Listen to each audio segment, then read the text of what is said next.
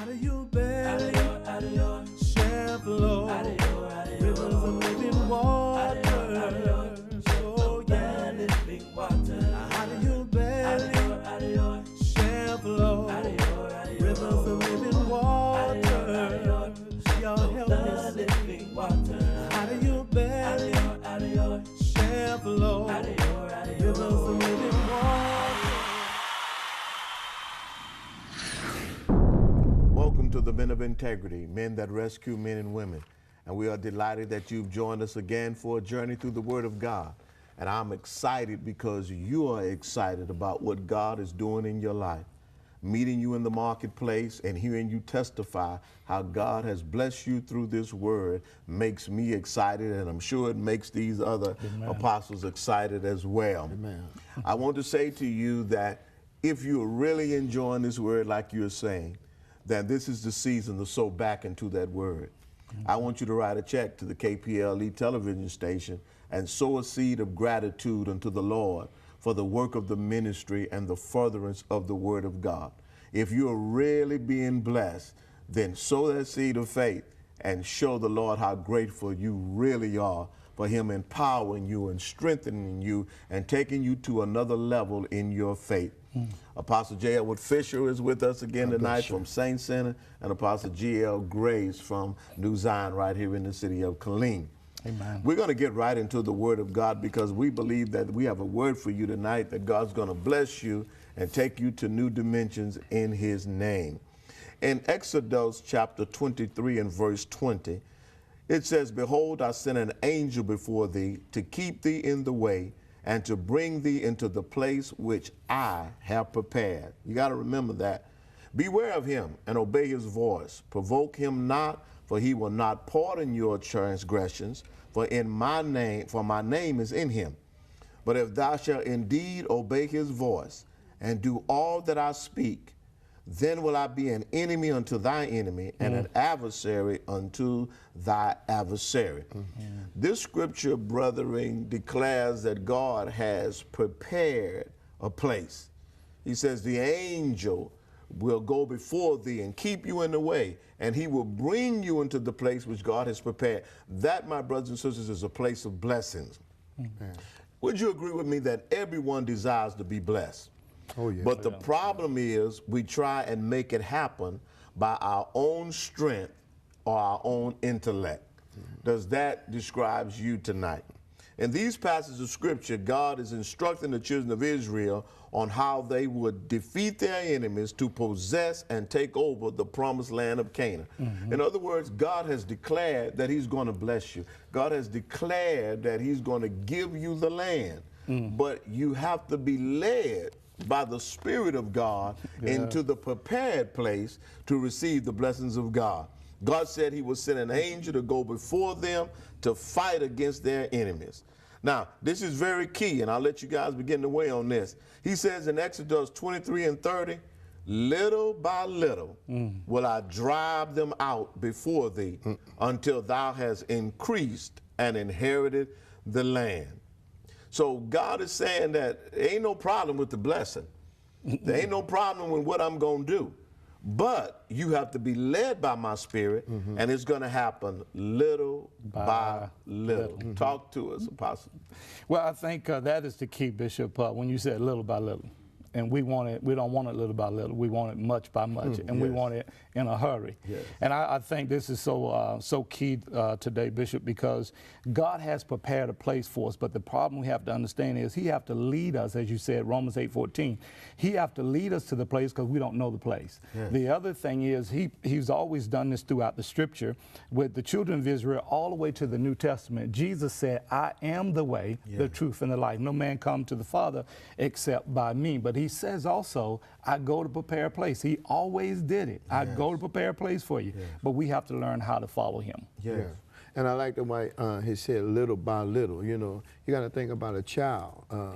He may have a great inheritance, you know, but he's too small to get it all at one time. And so they have to give it to him little by little as he can handle it. It's all his, but he can't handle it all the time. So we have to understand the process with God is that God is blessing us but he's blessing us little by little Yes. as we're able to handle it and to be able to observe it and absorb it in our lives. That's good. The first thing we want to tell you that if you're going to go to the prepared place of God and you're going to receive all the manifestations that God has spoken over your life as it relates to promises, miracles, and blessings and healing, you have to learn to be steadfast. There you go.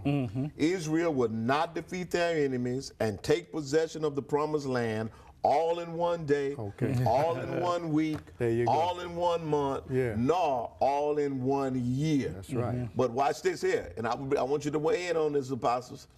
But little by little, in due time, by the power of God, Yeah. will they prevail over Yeah. their enemies. Yeah. Right. Watch it, little by little, Yeah. in due time, And by the power of God. Yeah. Amen. And I'm telling you, that is where God would like to lead us, Bishop. First of all, little by little, that means patience. And then There you go. by the power of God. Yes. And then Zechariah said, it's not by might nor by power, but by my spirit, Yes. saith the Lord. And I think, Bishop, we have to get to a place to totally submit to him so we can totally trust him. And again, like you say, again, in order for it to go to the God place, sometimes we really don't like the way he take. Yes. And we don't like the time he takes. Yes, that's You right. know, Yes. because, sometimes God is moving too slow for us, because we're operating with these natural eyes and not seeing through the eyes of our heart so we Yes. can see like God. Yes. So we don't know how to be patient, as David said in Psalms 27, and wait on him. Yes. And I remember when I was a young minister, right? I thought I had it. I thought I was ready, for the world, right? And only to find out as I grew, I'm glad that the Lord didn't, well, he wasn't going to do it, but he didn't give me all that I thought I could handle, and I found out I couldn't handle it. Yeah. Yeah. Just little by little. Little by little. That's so powerful as God began to reveal that to me, little by little, in due time, by the power of God. It will not be by our own strength That's and our right. own intellect. But now, he would bless them to increase in strength. Now, when you're looking at that, okay, it comes to this point that I can't handle much more until he strengthens me There you go. to handle more. That's right. Okay? At my level, what can I handle? Right. At my level, what can I deal with? Now, when he talks about strength, okay, my understanding, okay, is he's talking about the mentality by which you're able to trust him and walk by faith. Because again, faith is the agreement that you have with God in the final end or the final result. So God says, listen, I'm going to take you through this little by little, okay, in due time, by the power of God. Now, I'm going to strengthen you mentally so that you're able to do this. So 1 Corinthians 15 and 58, therefore, my brethren, be steadfast, okay, unmovable, always abounding in the work of the Lord, knowing that your labor is not in vain. And when I think about the work of the Lord, I'm thinking about working your faith. Yeah. Okay? Yeah. Growing spiritually in the things of the Lord Jesus Christ. Let's weigh in on that right there. Yeah. What does he mean, steadfast, unmovable, always abounding in the work of the Lord? Well, I think, Bishop, he's saying that, first of all, like you said, a very key point there, we have to learn to work our faith and not work our works so much. Yes. Sometimes we can gain so much confidence in our works that the confidence is in our hands, when really God said, I want your confidence to be in me, not in my hands, because you can really drift to idolatry if you constantly focus on the works of your hand. But I believe being steadfast, one thing that sticks out to me is that we must always have the mindset of abounding, never get into a predetermined limitation, a predetermined place in God. And I think that will bring about a contentment where we're content at doing the will of God, no matter what it looks like, and always have an expectation for more. Okay. Yeah. And then, there's going to be a lot of things in our way. But we're going to have to continue on. We're not going to able to be moved by just everything that we see. So we're going to have to be steadfast, diligent, unmovable. There's going to be a lot of things to try to stop us. But we're going to have to stay in the way, and we're going to have to keep on going based on, like you say, our agreement of faith and believing and trusting him, because we can't see everything. Yes. And so we have going to have to trust in God that that is going to come out all right. Okay. How strong are you in your faith? How strong are you in the things of God? A steadfast person knows what he believes. Yeah. And cannot be tossed back and forth by the waves and blown here and there by every wind of teaching. That's right. And sometimes we want something so bad that we're running here, we're running there, we're running to revivals, we're running to tent meetings, we want somebody to speak over our lives. But I've come to understand that if the man of God, woman of God that God has set over the house by which you attend cannot feed you and grow you and cause you to hear from the voice of God, you're not going to really get it from anywhere else. That's right. No, sir. Okay? You got to be steadfast. Yes, You got to be focused on that which God has put in you. He said an angel is coming to lead you to the place of God. Yeah. He writes unto the apostle, the angel of the house, which is the pastor, All right. that leads you to the prepared place of God. Y'all better help me, because I'm about to talk. Go on. Yes, sir. And I believe that getting to that place of steadfastness, Bishop, is where we need to be getting anchored and secure in that. And I think sometimes it's so much immaturity, spiritual immaturity, and that's why we go looking everywhere. And what I found out too, you will not grow. You will not until you learn how to submit to the order of the house and to your pastor. You will not, because God is a God of order. Why would He give us the fivefold ministry, as He talks about in Ephesians 4? Why would He give it to us and then use another method in order to develop us? And so I don't believe that a person will grow. They will always be searching. And I think what is it's not the place of God they're looking for. It's something they have imagined and something they have conjured up. And it's not the God place. It's not their assigned place for prosperity. And so sometimes, Bishop, that's why we endure so much pain before we endure the pleasure of that place. Yes. Yeah. I'm going to be direct. You can't make it without the pastor. Well, I mean, because the Bible says He gave pastors for the perfecting of the church, for the work of the ministry, for the edifying of the body of Christ. And so, and then we're talking about the pastor being an angel, but that's right. The messenger. But you better look at what He said to the 7 churches. He said, "He that has an ear, let him hear what the Spirit says to the church." The Spirit is using that pastor to perfect you and to bring you into perfection. So you got to stay put, or you're just not going to make it. Yes, I believe the other fivefold ministries have a role to play in your life. Right. But I believe that the gift of the pastor is the one that causes you to grow, to develop, okay, to anchor, okay. In Ephesians 4:14, we understand that the mouth of the Lord has said it, and it cannot be reversed. This is where I believe that the man of God, the pastor, he puts a word in you. Jeremiah 23:4, I will give you shepherds that shall feed the flock of God. That's right. And you shall fear no more, neither be discouraged nor be dismayed. I don't believe that, and y'all can help me with this, that the prophecy can come over your life, okay? And it can be very true. But if you're still operating in fear, discouragement, and lack, then the prophecy really can't take you far. So the man of God has to grow you to the place of spiritual maturity so you can flow in that prophecy, so on and so forth. Y'all help me. Yeah, and it goes back to what Apostle said earlier, Bishop, that again, that's why we say little by little, because if I can't handle it, so again, God is going to bring me into something I can't handle, because God is a God of stewardship. He's not a wasteful God. So again, He's not going to give you something that's going to destroy you. He's not going to give you a blessing that will destroy you. Galatians chapter 4 says that. Again, as a son, as a child, I had to be up under tutors. In other words, until I'm developed. And so again, being up under a pastor, that's what will happen. The word of God goes over your life prophetically, but you have to be developed spiritually to handle the manifestation of that prophecy. See, it's the same thing as Joseph. All of the dreams that Joseph had, but yet look at the process that Joseph went through. Look at the prison he went through to get him to the place to be able to handle and to be able to forgive at the end, again, to save much people. That was the plan of God for his life. Let me add something to that. Joseph said at the end of that thing, I'm in the place of God. The prepared place. That's right. Yeah, well, you know, I mean, he couldn't have been in that place when he first came to Egypt. You know, he wasn't ready for that. In the natural, just like this here, you know, if somebody gives you a Bentley and you can only take care of a Volkswagen, even though that Bentley is a great car, but it's going to be a curse to you after a while. Yeah. Because you're not ready for that. You're not ready. See? God blessed the children of Israel to increase in strength to overcome their enemies. They would have the power to inherit the land of Canaan. I want to say to you tonight that you're in the right place. If you're receiving a word that is transforming the way you think, is increasing you to be still and hear the voice of God.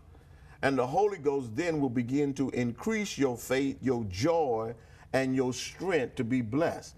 So if I'm increasing in these things of God, then this assures me that I'm in the right place. Because remember, it's little by little. Yeah. Okay, now the second thing is you got to jump in on this and let's hit this real hard, because I'm convinced that a lot of people are not at the second point that I want to share today, and that is you have to be persuaded. Yeah. Yeah.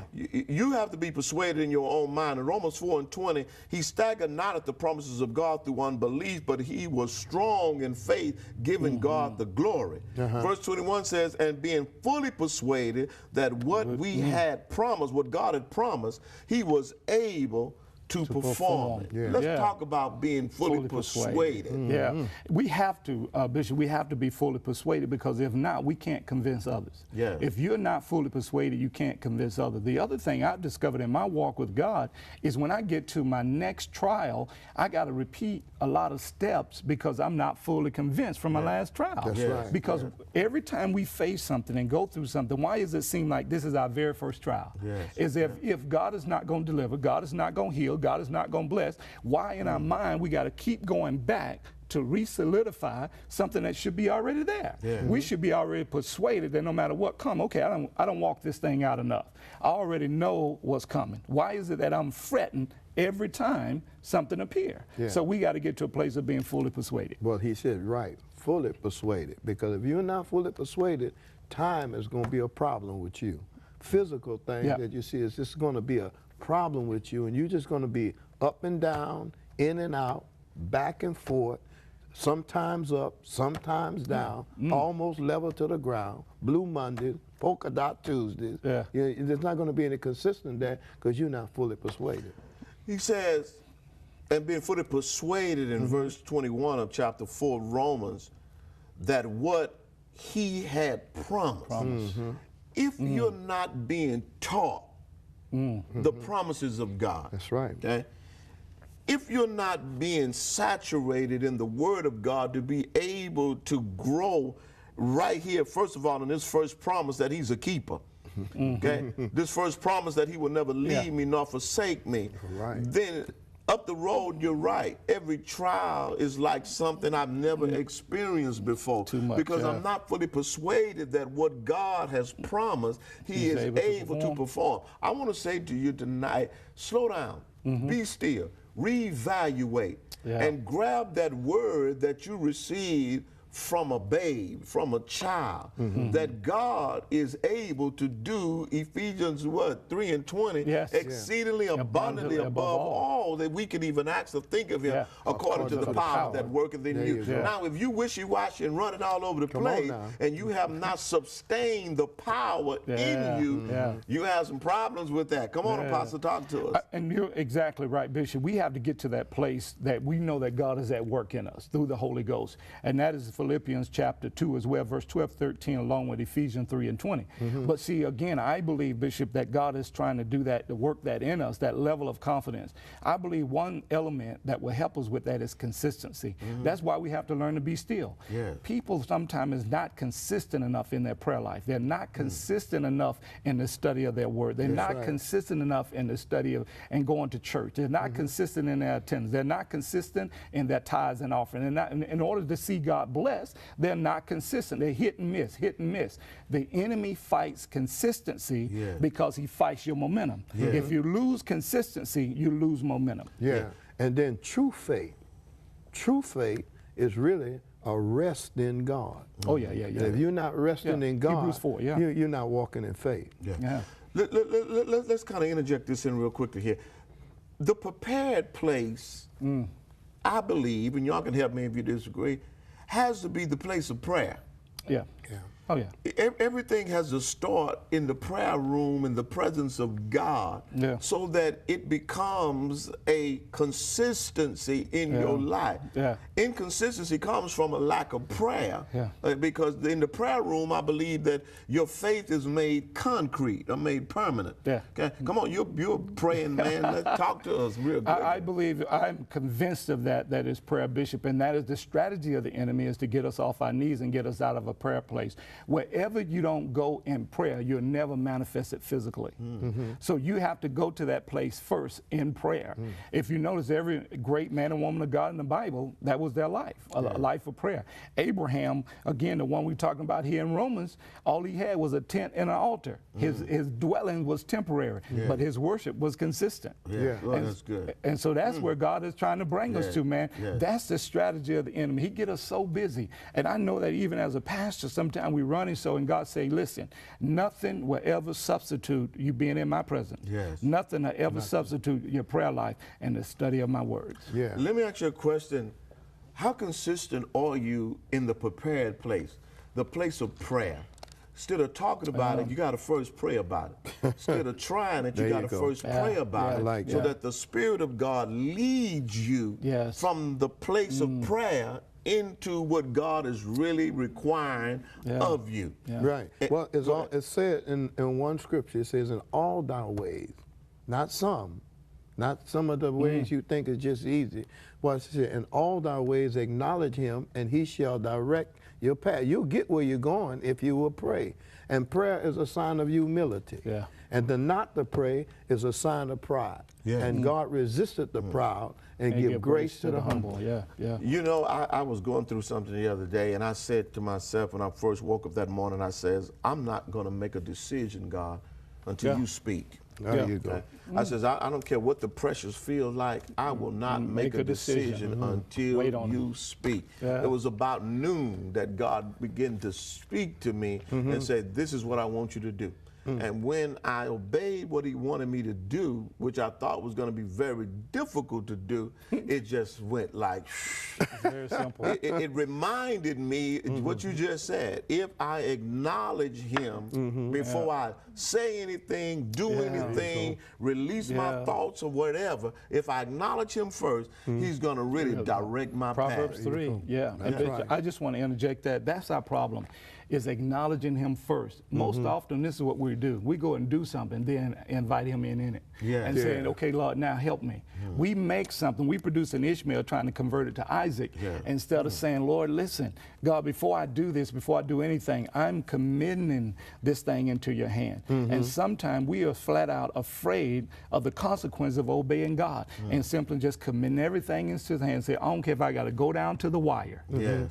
I'm going to wait on you, Lord. That's right. That's right. Yeah, 2 Peter 1 and 3 kind of helps solidify that. He says, according as his divine power has given unto us all things that pertain unto life and godliness through the knowledge of him that have called us to glory and virtue. It's slowing down and having understanding of what God is really trying to get us to see before we start trying to do it. Many people have failed and become discouraged and given up and walked away from ministry, backslid because of failure.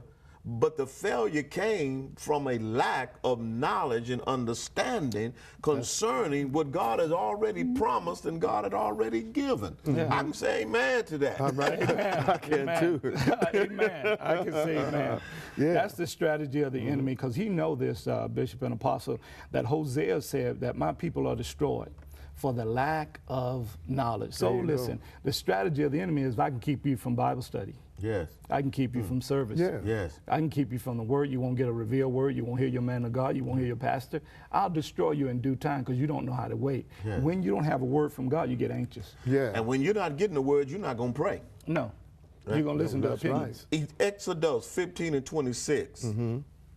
If thou wilt diligently hearken to the voice of the Lord thy God, and will do that which is right in his sight, and will give ear to his commandments, and keep all his statutes, I will put none of these diseases upon thee, which I brought upon the Egyptians, for I am the Lord that healeth thee. The third point I want you guys to weigh on here real quickly here is that I must not waver. Yeah. Okay? Let's talk about that. Yeah. Well, I believe that, you know, the strategy again is distraction. That's why I say don't look to the left nor to the right, again, so you don't waver. Again, Bishop, I think, and Apostle, one of the strategies of the enemy is simply this: it causes you to lose focus. Yeah. For every believer to lose focus. Same thing, Peter walking on the water.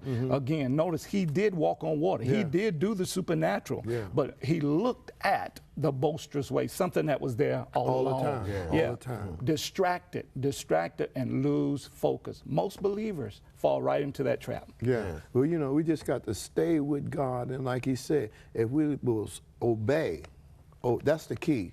That's the key to success. Yeah. If that we'll obey, well, watch this here. We can make it through things, and we can overcome things, and God can lead us in the right way. But when we get out of obedience, we start thinking that we can do it, or we start giving way to what's already been there.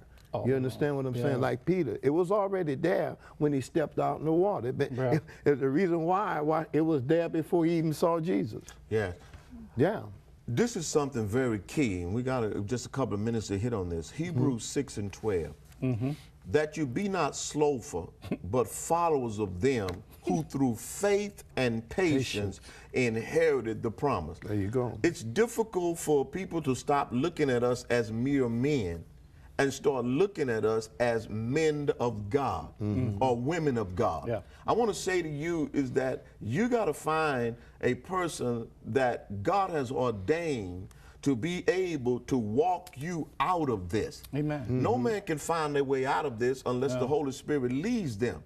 But in the humanistic realm, okay, he's talking here. Stop being slothful, but be followers of them who through faith and patience inherit the promise. That's some people that already been where you're trying to go, do what you're trying to do. That's you right. need to mark the perfect man, and you need to follow them. Come on, you have about 20 seconds on that. I will say this, Bishop, to everyone that's watching, they have to find someone that can see further than them, and they have to have a confidence in their vision. Yes. The problem is that people are saying, I don't want to follow a man. Well, but that's the way it is in the Bible. Paul says to Timothy, follow me as I follow Christ. You're in the season where God has given the greatest gift that could ever be given to mankind. And when he left the earth, he says, I will not leave you comfortless, but I will send you another comforter.